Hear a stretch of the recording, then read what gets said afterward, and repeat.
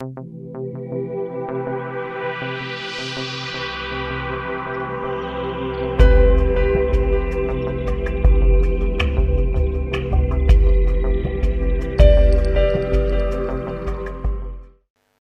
business partner is currently in Mexico.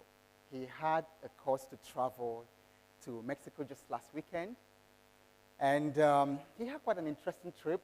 Traveled 12 hours to Atlanta, and then 4.5 hours to San Diego, my favorite city in America. And then some 70-year-old man drove them, he and his wife, from San Diego to Mexico. I've actually taken that route before, but I went by rail between San Diego and Mexico, some local market in Mexico, just by the border. But then something interesting happened as my friend and his wife were being taken by this 70-year-old man to Mexico. At some point, they asked, when do we know that we have reached Mexico? And my friend and the 70-year-old man who was driving them said, when you get to Mexico, you will know. And so they started driving. And my friend said that all of a sudden, the buildings became different. The poverty became apparent. And the old man turned to them and said, are we in Mexico yet? I said, yes. And then he was asking, how come two countries, contiguous, the same soil, the same geology, the same physical environment, same oxygen, same weather, how come that just within a boundary, somebody just put a sign, put a mark on the soil, and there's just so much difference? And this question, like we're going to be talking about later, is very, very important. Why is it, and how come that some people, even here in our country, are doing so well and others are not? How come some people can actually live their dreams? If you listen to all the speakers who have spoken today, you can see that they are all an embodiment of an idea.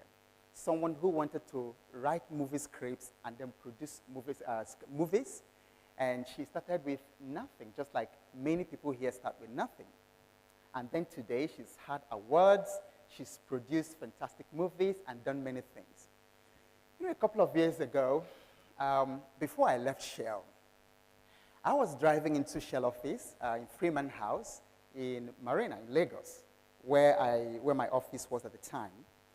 And as I was driving in there, in my brand new SUV, air-conditioned, very well. If you've ever seen Nissan Armada, at the time it came out that time, it was a beautiful car at the time.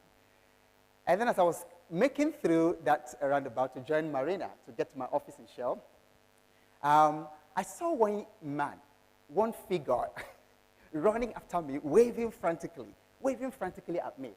And then when he came close, I saw that this was a man whom I had been in the primary school with. And there I was, and as I rolled down my glass a little bit, in my business suit, looking good, with air condition, and there was this gentleman, same primary school, same village, same water. We bathed in the same streams, we swam in the same rivers. And here he was 40-something years later. I'm 48, I'm going to be 48 in December. So we're talking about a long time. 40-something years later, he's sweeping streets. And I'm having a very different experience. And so I'm going to be giving us 7 take-home ideas that can help you to make sure that when you answer these questions in your own time, in years to come, that it's not going to be like that, my friend. It's not going to be, you're not going to be on the side of Mexico. You find out from the ideas that our speakers have spoken today, how you can actually be on the side of the US. And you'll find out from the ideas that you've heard today, how you can also be on my side, not on the side of a street sweeper. Now, the very first one, now what I'm going to do is give you the take-home ideas with the acronym TEDxIfe. That's going to make it very easy for you to remember wherever you go. So TEDxIfe. And TEDxIfe has 7 letters. So we're going to talk about those 7 letters. The first T stands for technology, and that says that technology eliminates excuses and offers insane leverage. That's what technology does. From all that you've heard, in 2001, when the 911 happened, many of us from our villages saw it live. If it happened in the 70s or in the 60s, you would only hear about it in your history textbooks several years after. And that's how technology has closed the gap.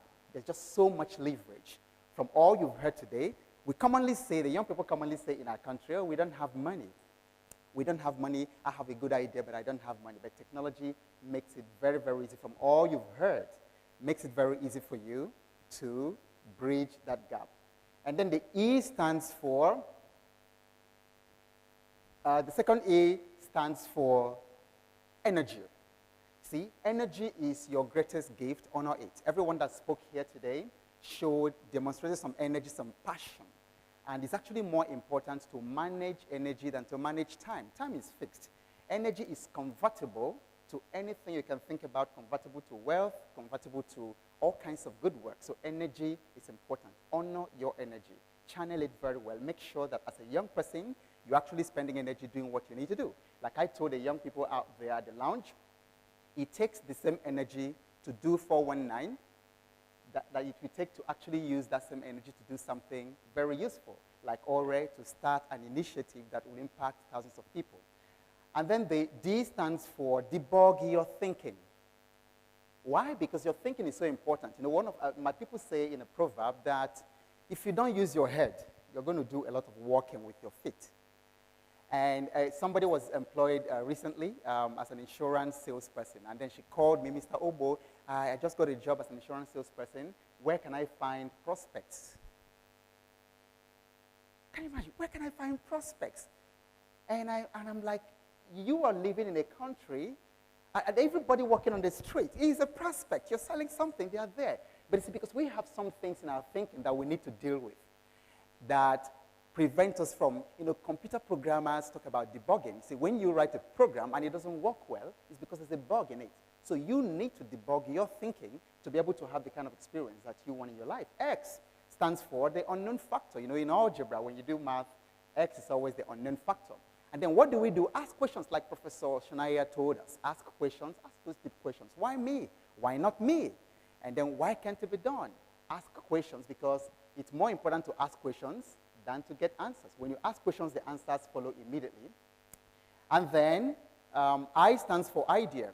You've heard so many ideas, but I tell you, an idea is useless, worthless, except it's executed.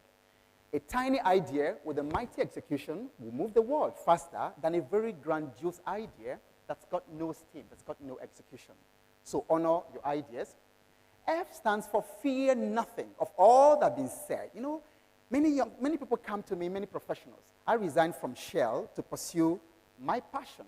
And then people were like, how could you leave such a very good job to do something, to jump into the unknown?